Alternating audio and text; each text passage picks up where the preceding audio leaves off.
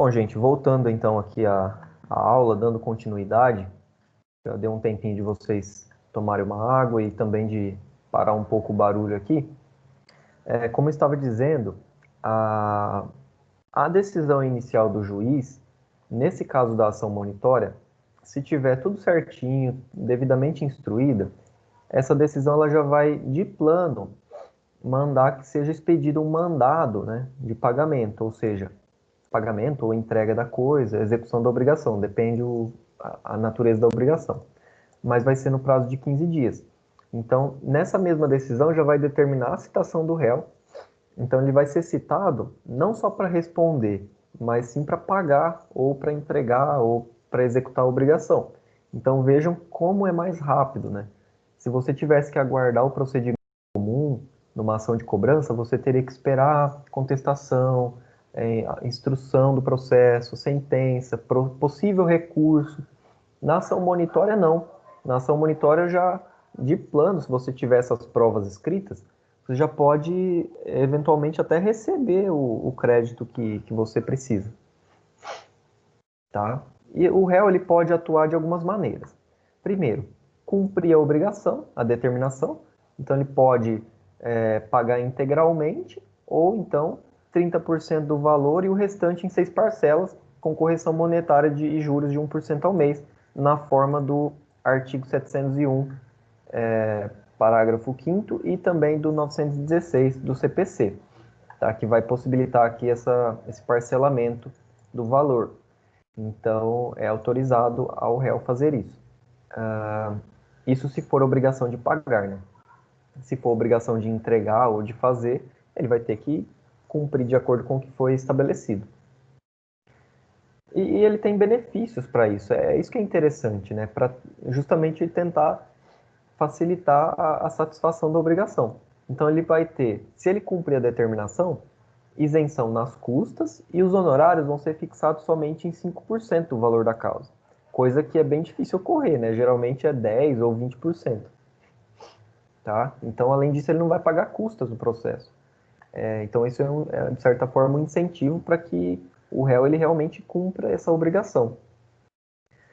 O juiz profere a sentença de extinção com resolução de mérito, ou seja, vai declarar extinta, dizendo que a obrigação foi satisfeita e tudo certo. Outra atitude do réu é ficar inerte, né, não fazer nada e nem defender, né, nem se defender. Então, o que acontece a partir daí? Aquela decisão do juiz, ela vai automaticamente se converter em título executivo judicial. Então, o credor, ele consegue um título executivo muito mais rápido do que se fosse no procedimento comum. Ele vai ganhar eficácia de sentença, inclusive. Então, a partir daí, vai passar de imediato à fase de cumprimento de sentença. Então, a pessoa vai ser intimada, tudo certinho, para fazer o pagamento, ou cumprir a obrigação, vai depender do tipo de obrigação. E a partir daí, se acaso houver o descumprimento, a pessoa vai ser sujeita à penhora de bens, aos atos expropriatórios, tá? Então, é isso que é interessante aqui desse procedimento da monitória. Outra atitude do réu é oferecer os embargos. Não é para confundir embargos de terceiros, que a gente falou agora, que é um processo, um procedimento específico, com embargos à monitória, que é a forma de contestação na monitória. É uma resposta aqui, tá? Chama embargos também. Então, o prazo é de 15 dias, né? Padrão que a gente já conhece. A partir do momento que ele oferecer os embargos, a eficácia daquela decisão inicial ela vai ser suspensa, tá? Justamente para evitar que sejam expropriados bens, né? Enfim, do devedor, até o julgamento em primeiro grau. Então, a partir do momento que deu a sentença na monitória, se foi de improcedência desses embargos, né? O que acontece é que continua os atos de execução, né? Aquela decisão ela ganha força de sentença e passa-se ao cumprimento de sentença. Se foi de procedência dos embargos, aí a monitória vai ser extinta, tá? Então, a partir dos embargos, segue o rito comum, ou seja, vai ter a fase de instrução, que é a colheita de provas, pode ter uma audiência, pode ter a juntada de documentos, enfim, o que for necessário, até a sentença. O autor ele é intimado para responder os embargos em 15 dias, tá? Como acontece na impugnação, a contestação também. E se o réu, aqui tem um ponto importante, se o réu fundar os seus embargos somente no excesso do valor cobrado, ele deve apresentar um demonstrativo, tá? Do que ele entende devido, sob pena de serem rejeitados liminarmente, se este for o seu único fundamento, ou seja, eu, enquanto réu, eu tenho que me defender e apresentar embargos à monitória. Eu vou fundar minha resposta somente no excesso à execução, né, do valor cobrado. Eu tenho que demonstrar, falar, olha, tá errado o que está cobrando, mas o valor correto é esse. E aí eu tenho que apresentar tudo certinho. Se eu não apresentar isso e eu somente justificar os meus embargos nesse excesso do valor cobrado, o juiz ele pode liminarmente rejeitar os embargos, não vai nem apreciar. Se eu estou só alegando que o valor é errado, mas também não comprovo qual é o certo, não tem por que o juiz decidir nesse caso. E se os embargos não preencherem qualquer requisito ou forem intempestivos, o juiz vai proferir, intempestivo é que está fora do prazo. O juiz profere uma decisão interlocutória dando os embargos como não opostos. Então o juiz vai declarar, falar, olha, ante o não preenchimento dos requisitos ou a intempestividade dos embargos, declaro que não foram opostos embargos a monitório. Então é como se não tivesse feito nada, o réu, né? E aí prossegue a execução normal. A execução assim, né? Monitório. Vai ganhar força de sentença, aquela decisão inicial, e vai passar a parte de execução mesmo. Vai começar a expropriar bens, vai, enfim, o rito normal do cumprimento de sentença. Admite-se também nos embargos a reconvenção, ou seja, aconteceu algum fato relacionado à situação que envolve a monitória, eu posso pedir também uma reconvenção nos embargos. Por exemplo, uma indenização por alguma cobrança indevida, algo do tipo, pode ser pedido na forma de reconvenção. Ao final, o juiz profere uma sentença, então extinguindo a monitória, seja pelo cumprimento da obrigação ou não, ou julgando os embargos, né? Ele vai julgar, falar, olha, realmente os embargos são procedentes ou não são procedentes, e aí vai dar seguimento à fase de cumprimento de sentença, tá? Uma observação importante é que vocês têm que ter atenção também em relação às ações monitórias contra a fazenda pública. Antes tinha uma grande divergência se era possível ou não, mas com o CPC de 2015 já ficou expressamente consagrado ali a possibilidade de ajuizar uma monitória contra a fazenda pública, ou seja, o município, o estado, a União. Só que tem uma diferença. Na primeira fase vai ser normal, vai ajuizar a inicial, como qualquer outra, só que depois de citada, ela pode pagar voluntariamente, isso ok, né? Só que se ela não fizer, na fase de cumprimento de sentença, né, sempre deverão ser observadas as regras do 534 e seguintes do CPC, né, que é o cumprimento de sentença contra a fazenda pública. Ou seja, vão ter algumas regras específicas para o cumprimento de sentença. Não vai... Geralmente você respeita uma fila de precatórios, enfim, tudo isso. Então está lá no 534. Tá? É um pouco diferente a execução da fazenda pública da execução de outras pessoas ou empresas, enfim. Então a única diferença vai ser na fase de cumprimento de sentença, que vocês também vão estudar comigo, inclusive, né, nessa disciplina aqui. Mais para frente, lá para o final. Tudo certo da monitória? Alguém ficou com alguma dúvida? Vocês entenderam? Senão a gente passa para outra ação aqui, para outro procedimento, que é a homologação de penhor legal, que é curtinho também, tá?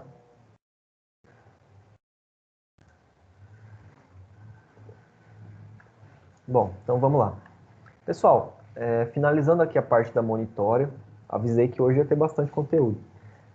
A gente vai para a homologação de penhor legal. O que é isso, né? Primeiro vamos definir o que seria o penhor. O penhor, ele trata de um direito real, tá? De garantia que recai sobre bens móveis, tá? diferente da hipoteca, que é sobre bens imóveis. Então, em regra, quando ocorre o penhor, quando alguém dá em garantia um bem imóvel, né, ele fica, ele permanece, né, em mãos do credor até a satisfação da obrigação. No caso, ele pode ser tanto convencional, quando as partes convencionam, né, por instrumento particular ou público, ou legal, que são as hipóteses que a gente vai ver. O primeiro resulta de acordo das partes, já falei, e o segundo vem da própria lei. Quais as hipóteses que a gente vai falar aqui do penhor legal? Estão lá no artigo 1467 do Código Civil. Eu já comentei com vocês sobre isso em outras aulas, mas eu até trouxe aqui para ficar mais fácil. A primeira delas, os hospedeiros ou fornecedores de pousada ou alimento sobre as bagagens, móveis, joias ou dinheiro que os seus consumidores ou fregueses tiverem consigo nas respectivas casas ou estabelecimentos, pelas despesas ou consumo que aí tiverem feito. Ou seja, se eu for um dono de um hotel, por exemplo, e tem um hóspede que consumiu bebida, consumiu alimento, e eu tenho uma fundada suspeita de que ele vai sair sem pagar, eu posso, né, de uma certa forma, exercer uma autotutela e, e apreender, né, e me apossar de alguns bens, bagagens, móveis, joias ou dinheiro de que eles tiverem ali na posse, no momento, para saldar essas despesas, tá? Então, isso é uma possibilidade. E a outra, o dono do prédio rústico ou urbano, rústico eles tratam como se fosse rural, né? Sobre os bens móveis que o rendeiro ou inquilino tiver guarnecendo o mesmo prédio pelos aluguéis ou rendas. Então, por exemplo, eu tenho um sítio arrendado e, e o meu rendeiro, né,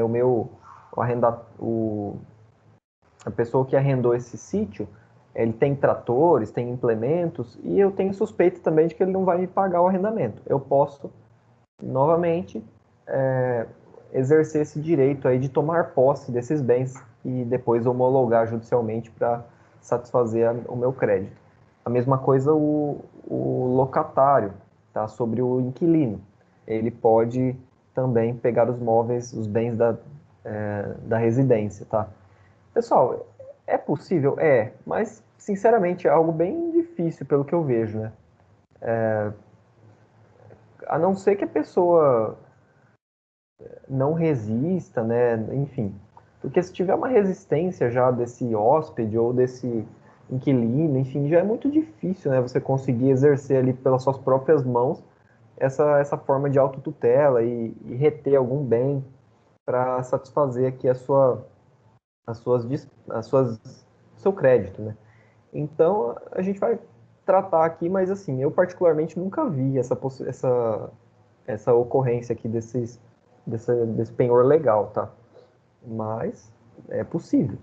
Então, permite-se, nessas duas hipóteses somente, tá? Permite-se que o credor tome posse independente de intervenção judicial, sempre que houver perigo da demora, tá?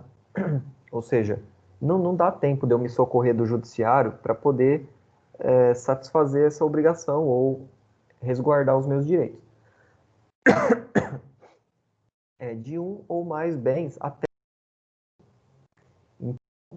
tem que ter essa observância também do valor da dívida. Não posso pegar algo que exceda, né? Só se for o único bem. Só terá eficácia após homologação judicial ou extrajudicial. Então não basta eu simplesmente me apossar de um bem da outra pessoa, que isso não vai, enfim, pode caracterizar até algum ato ilícito a depender. Eu preciso dessa homologação. E qual o procedimento, né?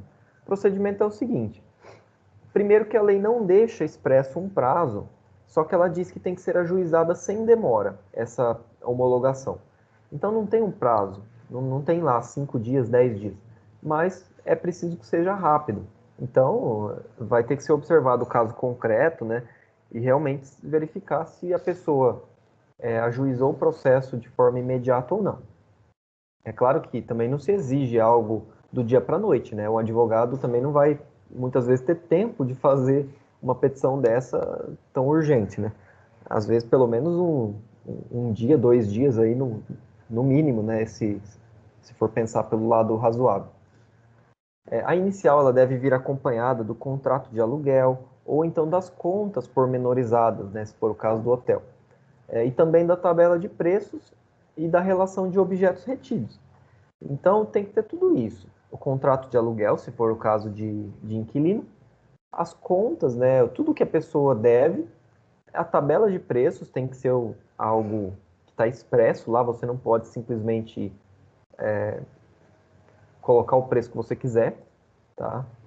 Tem que ter algo visível e assim, de conhecimento de todos, e também da relação de objetos retidos. Então tem que discriminar. Falar, olha, apreendi uma bagagem, ou aliás, tomei posse de uma bagagem, uma mala da marca tal, não sei o que, da cor, ou então uma joia de ouro, um brinco de ouro, não sei o que, não sei o que lá.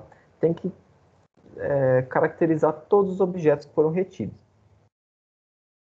Deve-se indicar também um valor aproximado desses bens. Então você deve mencionar, falar, olha, tal brinco de ouro tem um valor aproximado, avalia-se, estima-se o valor de tal, de R$ 1.000, por exemplo. Tá? Então tudo isso tem que ser trazido na inicial. Após, o réu ele vai ser citado para pagar ou contestar na audiência preliminar em que for designada. Então vai ser designada uma audiência preliminar, tá? É uma audiência própria aqui desse procedimento. Então, designa-se essa audiência e na audiência ele tem que ou pagar, tá, ou contestar. Se não fizer nada disso, o processo segue, vai ter uma sentença que vai ser homologada, vai ser homologado esse... eu vou falar depois aqui, já estou adiantando. Mas, enfim, vamos por partes, né? As matérias de defesa estão lá no 704 do CPC, tá? Podem ser alegadas basicamente essas. Nulidade do processo, extinção da obrigação, ou seja, a pessoa já poderia ter até pagado aquilo, a dívida, não estar a dívida compreendida entre as previstas em lei ou estarem os bens sujeitos a penhor legal. Então, eu posso alegar, enquanto réu, que a dívida não é uma dessas que estão previstas ou os bens também não são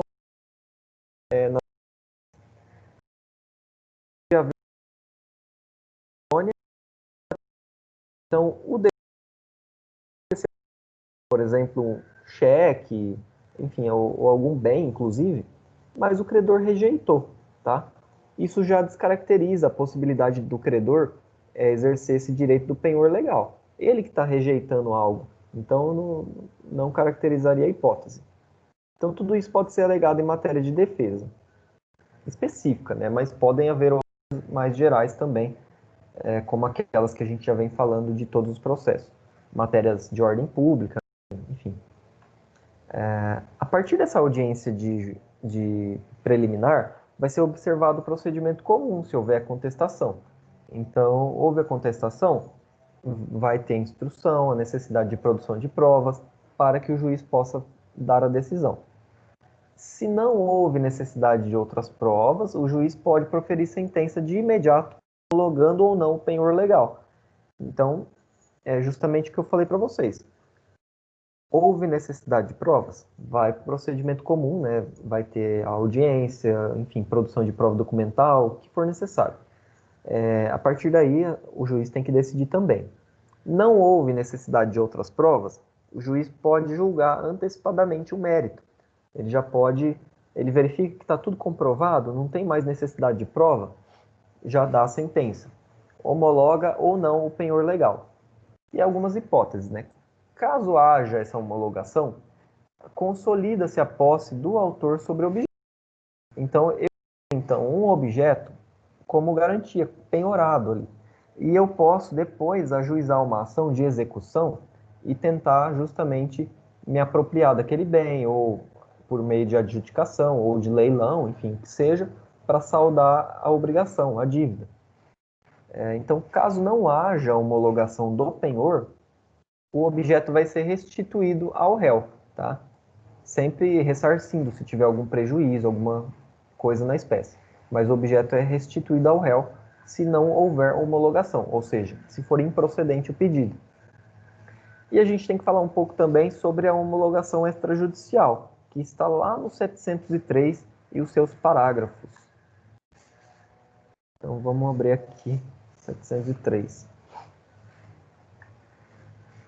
Parágrafo 2º. A homologação do penhor legal poderá ser promovida pela via extrajudicial, mediante requerimento que conterá os requisitos previstos no parágrafo 1º, que é aqueles que a gente falou, do credor ao notário de sua livre escolha. Ou seja, eu posso ir ao cartório de notas e ajuizar esse requerimento, né, extrajudicial de homologação do penhor. O parágrafo 3º. Recebido o requerimento, o notário promoverá a notificação extrajudicial do devedor de 5 dias, pagar o débito ou impugnar sua cobrança, alegando por escrito uma das causas do artigo 704, que a gente mencionou. Hipótese em que o procedimento será encaminhado ao juízo competente para a decisão. Então, nesse caso, é uma forma de... Deixa eu compartilhar aqui o código. É uma forma de buscar acelerar as coisas? De evitar a judicialização? Só que, por fim, se precisar, se tiver alguma contestação, alguma impugnação, ela vai acabar caindo nas mãos do juiz mesmo, tá? Então não tem escapatória. E parágrafo 4º, transcorrido o prazo sem manifestação do devedor, o notário formalizará a homologação do penhor legal por escritura pública. Então, ocorre essas hipóteses aqui de via extrajudicial. Mas, só para conhecimento de vocês, não é tão comum assim também, né? Já que a pessoa justamente acaba se valendo mais da via judicial por conta justamente que, na maioria dos casos, há impugnação, né? Então, já adianta. Pessoal, por hoje a gente finaliza, né? Depois de muita turbulência aqui nos arredores da minha casa, por conta do corte da grama, mas agora parece que parou um pouco, então deu pra gente finalizar. Mas, vocês têm alguma pergunta sobre a aula de hoje, sobre a prova, o que vocês quiserem?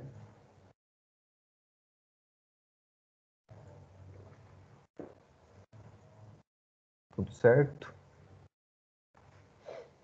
Aqui tá indo, né, professor? Problema nas atividades e prova.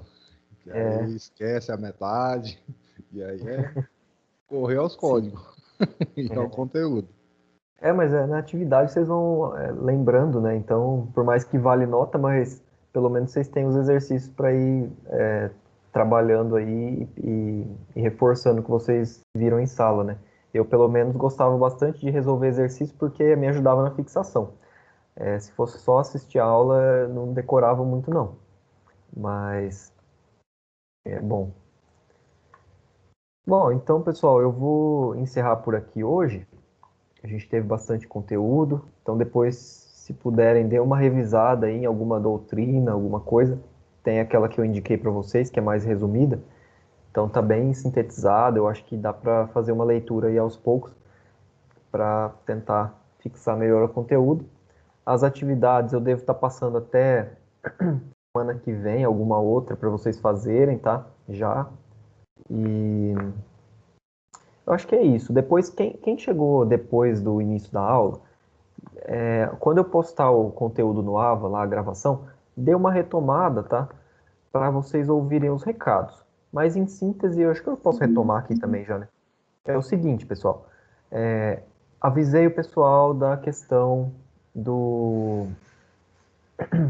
que é para vocês abrirem um chamado. Quem tiver com problema na disciplina, para que não estiver fechando, que não estiver concluindo a unidade, as unidades, por conta de alguma avaliação que não esteja aparecendo, acho que é a Suli que me falou isso, vocês têm que abrir chamado lá na central do aluno, para que seja resolvido. O que mais que eu dei de aviso?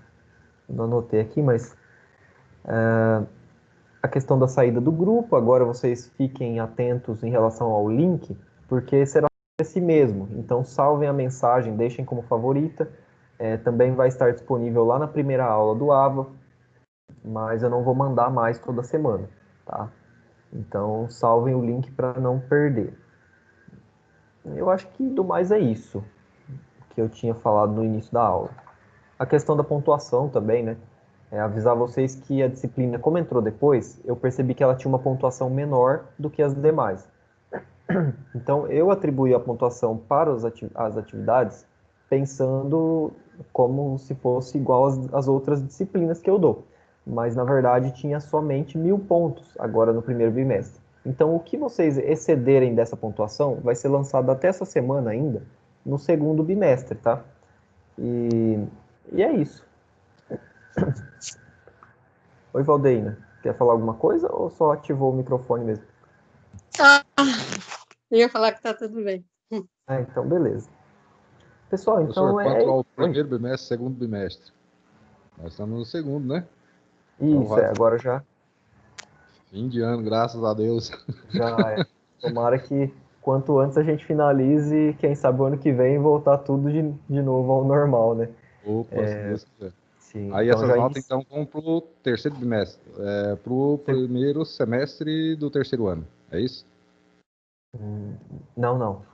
A gente vai para o segundo bimestre agora, né? Então, no caso, ela vai Sim, ser as lançada notas são agora, todas. Ah, tá.